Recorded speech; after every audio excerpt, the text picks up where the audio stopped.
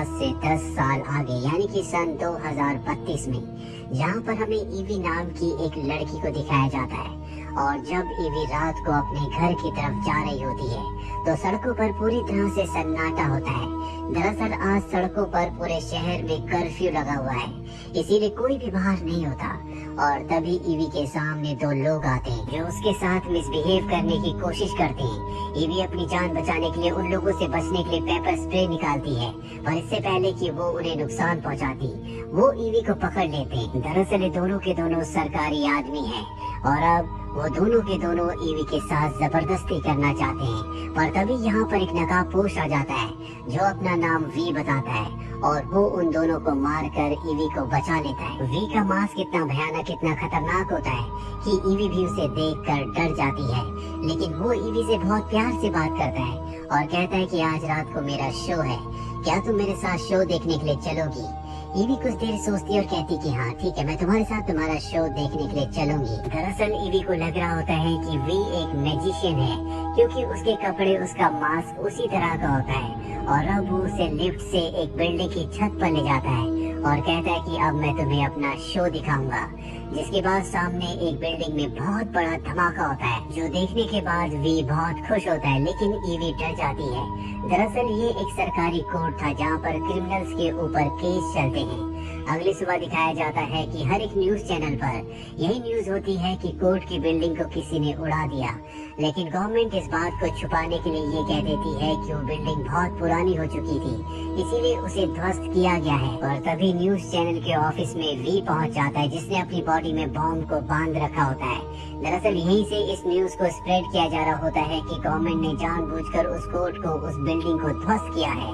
और अब वो खुद लाइव आकर पूरी दुनिया को बता देता है कि कोर्ट की उस बिल्डिंग को मैंने ब्लास्ट किया है, क्योंकि वो उन लोगों को जो बाहर से यहाँ पर आए हैं, उन लोगों को जो उनके खिलाफ हैं, होमोसेक्सुअल्स को और दूसरे धर्म के लोगों को मार रहे हैं। इसीलिए हम इस गवर्नमेंट के खिलाफ अपना आंदोलन शुरू करेंगे। 5 नवंबर को हम पार्लियामेंट हाउस के बाहर मिलेंगे। और ये कहने के बाद जब वो इस बिल्डिंग से निकल रहा होता है तो पुलिस उसको घेर लेती है, पुलिस के ऊपर हमला करता है। पर तभी एक पुलिस ऑफिसर उस पर गन तान देता है और इससे पहले कि वो उसे मारता, पीछे से ईवी आकर उसकी आंखों पर पेपर स्प्रे छिड़क देती है। पुलिस वाला उसके ऊपर हमला करता और ईवी को बेहोश कर देता है। वी इसके बाद पुलिस वाले पर हमला करके उसे वहीं पर गिरा देता है। अब वी को पता है कि ये सब कुछ सीसीटीवी कैमरे में रिकॉर्ड हो चुका है, इसीलिए वो ईवी को अपने साथ अपने घर ले जाता है ताकि उसकी जान को, उसको कोई भी खतरा ना हो।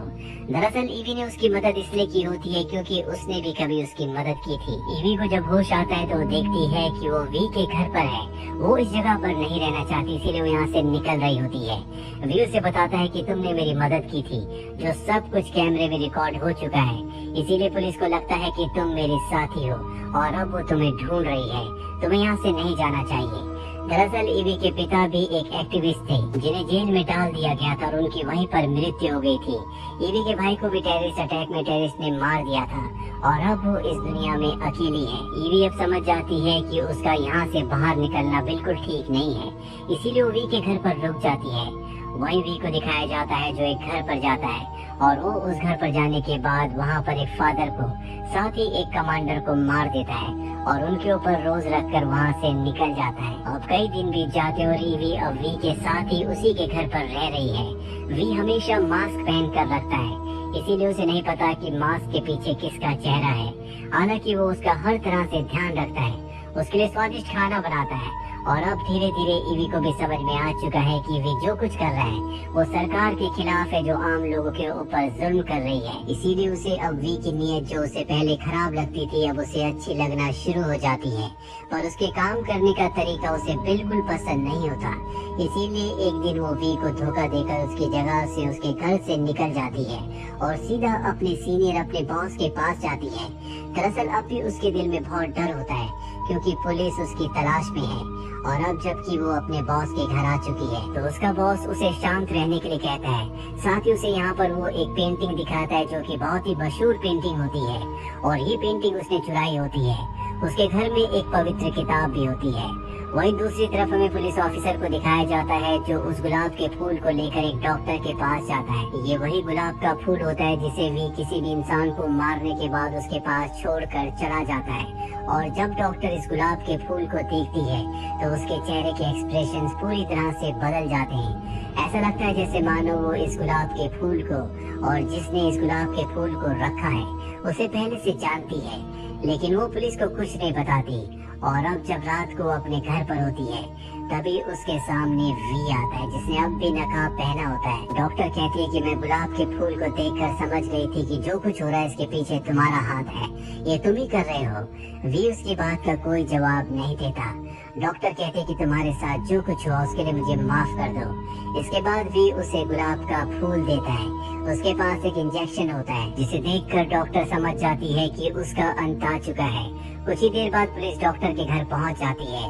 वो देखती है कि डॉक्टर भी अब इस दुनिया में नहीं रही और वहाँ पर भी एक गुलाब का फूल है जिसे देखकर वो समझ जाते हैं कि वी ने डॉक्टर को मारा है। यहाँ पर डॉक्टर की एक डायरी भी होती है जिसे पुलिस ऑफिसर अपने साथ लेकर निकल जाता है और जब वो उस डायरी को पढ़ता है तो कहानी यहाँ से फ्लैशबैक में यानी कि सन 2015 में चली जाती है, जहाँ पर गवर्नमेंट ने एक कैंप बनाया था जिस कैंप में उन लोगों को रखा जाता था जो गवर्नमेंट के खिलाफ थे। यहाँ पर सभी लोगों के ऊपर बहुत जुल्म किए जाते थे। साथ ही यहाँ पर हर एक इंसान के ऊपर बायोलॉजिकल टेस्ट किए जाते थे जिसमें अधिकतर लोग मारे जाते थे और जो लोग बचते थे उन्हें सेल नंबर 1, 2, 3 और 5 में रखा जाता था। लेकिन इन पांचों सेल्स के अंदर जितने भी लोगों को रखा गया था वो धीरे धीरे करके मारे गए। सिर्फ सेल नंबर 5 का इंसान बचा जिसका नाम वी है, यानी कि आज जो वी है जो सरकार के खिलाफ लड़ रहा है, ये वही वी है जो आज से कई साल पहले गवर्नमेंट के इस एक्सपेरिमेंट में जिसे बायोलॉजिकल टेस्ट कहा जाता है उस टेस्ट में बचा था। वो उस पूरी जगह को धमाका करके निकल जाता है और इस टेस्ट में जितने भी लोग शामिल थे उसमें डॉक्टर, फादर और कमांडर थे, जिन तीनों को अब वी मार चुका है। कहानी वापस प्रेजेंट में आती है जहाँ पर पुलिस वाले वी और उसके बॉस तक पहुँच जाते हैं। इन दोनों को पकड़ लिया जाता है और अब ईवी से पुलिस वाले पूछताछ करते हैं लेकिन वो कुछ भी नहीं बताती। दरअसल वो किसी भी तरह से वी तक पहुंचना चाहती है पर ईवी जब उन्हें इंफॉर्मेशन नहीं देती तो वो ईवी को बहुत टॉर्चर करते हैं। उसके बाल भी काट दिए जाते हैं और अब ईवी को एक सेल के अंदर बंद कर दिया जाता है। वहाँ पर उसे एक नोट मिलता है जो उस लड़की का होता है जिसे यहाँ पर पहले बंद किया गया था। वो लड़की भी गवर्नमेंट के खिलाफ थी, उसके ऊपर बहुत सारे इल्जाम थे, उसे बहुत टॉर्चर किया गया था, लेकिन उसने अपने बारे में, अपने साथियों के बारे में कुछ भी नहीं बताया, जिससे ईवी को हिम्मत मिलती है। कुछ देर बाद ईवी के पास एक आदमी आता है जिसने नकाब पहना होता है। वो ईवी को कहता है कि तुम आजाद हो। उसके जाने के बाद ईवी देखती है कि सेल का दरवाजा खुला हुआ है और वो इस जगह से निकलकर सीधा वी के घर जाती है जहाँ वी पहले से उसका इंतजार कर रहा होता है। वी उसे कहता है कि तुम्हारे साथ जो कुछ हुआ वो मेरे कहने पर हुआ। मैं देखना चाहता था कि तुम्हारे अंदर कितनी सहन शक्ति है। तुम अपने इम्तिहान में पास हो गई। वो कहती कि मेरा बॉस कहाँ पर है। वी बताता है कि तुम्हारे बॉस को मैंने नहीं बल्कि पुलिस ने मारा है। अब वो इस दुनिया में नहीं रहा। ईवी उसे वो नोट देती है जो उसे सेल में मिला था। वी बताता है कि ये नोट असली है, ये उस लड़की ने लिखा था जिसे तुमसे पहले पुलिस ने उसी सेल में मार दिया था। अब यहाँ से ईवी जाने लगती है। वी उससे कहता है कि 5 नवंबर से पहले मैं तुमसे एक बार मिलना चाहूंगा। ईवी कहती है कि ठीक है और इसके बाद वो यहाँ से चली जाती है। वहीं दूसरी तरफ पुलिस वालों को वी का मेल आता है। वो पुलिस ऑफिसर से कहता है कि मैं तुमसे मिलना चाहता हूँ और इसके बाद पुलिस ऑफिसर्स उससे मिलने के लिए चाहते हैं। जहाँ पर वी ने नकाब तो नहीं पहना होता पर अब भी उसका हुलिया पूरी तरह से बदला हुआ होता है, इसीलिए अब भी उसकी कोई भी पहचान नहीं कर सकता। वी बताता है कि आज से कई साल पहले सन 2015 में सरकार ने एक कैंप बनाया था जहाँ पर उन लोगों को रखा जाता था जो सरकार के खिलाफ थे। उनके ऊपर एक्सपेरिमेंट करके एक वायरस को बनाया गया जिन्हें सरकार 3 जगहों पर फैलाना चाहती थी, एक स्टेशन, दूसरा स्कूल और तीसरा एक प्लांट। इसके बाद गवर्नमेंट के उन लोगों ने इस वायरस को फैलाया जिसके बाद कई लोग मारे गए। उन्हीं लोगों के पास इस वायरस का, इस बीमारी का इलाज था जिस वजह से वो फेमस हो गए। कुछ बेगुनाहों को अंदर कर दिया गया, उनके ऊपर झूठे इल्जाम लगाए गए और जो असली गुनहगार थे उन्हें बड़े बड़े पदों पर रखा गया। इसके बाद भी यहाँ से चला जाता है। अगले दिन पुलिस वाला उन सब बातों की इन्वेस्टिगेशन करता है जो वी ने उसे अपने बारे में बताई होती है। वी ने अपना नाम जो पुलिस ऑफिसर को बताया था, उस नाम का आदमी आज से 20 साल पहले मारा गया होता है। पुलिस वाले को कुछ भी समझ में नहीं आता और अब यहाँ पर 5 नवंबर की तारीख आने वाली है, इसीलिए वी अपने जैसे मास्क पूरे शहर में बंटवा देता है ताकि उसके जितने भी सपोर्टर्स हैं वो सब के सब वहाँ पर मास्क पहन कर आए। पूरे शहर में मास्क बढ़ जाने के बाद एक बच्ची को दिखाया जाता है जिसने वी का मास्क पहना होता है, जिसे गवर्नमेंट का एक आदमी मार देता है। ये देखने के बाद सब के सब लोग गुस्सा हो जाते हैं, वो उस आदमी को मार देते हैं और अब सब के सब इस नई गवर्नमेंट के खिलाफ है जो लोगों पर अत्याचार करती है।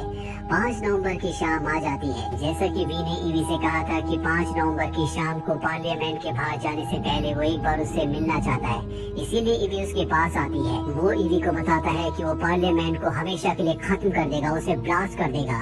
इसके बाद ईवी को वो एक मेट्रो ट्रेन के अंदर ले जाता है जहाँ पर बहुत सारा बारूद होता है और कहता है कि ये सब तुम्हारा है, तुम्हें इन सब का सही से इस्तेमाल करना होगा। ईवी कहती है कि हम यहाँ से दूर चले जाते हैं, पर वो उसकी बात नहीं मानता और पार्लियामेंट हाउस की तरफ निकल पड़ता है।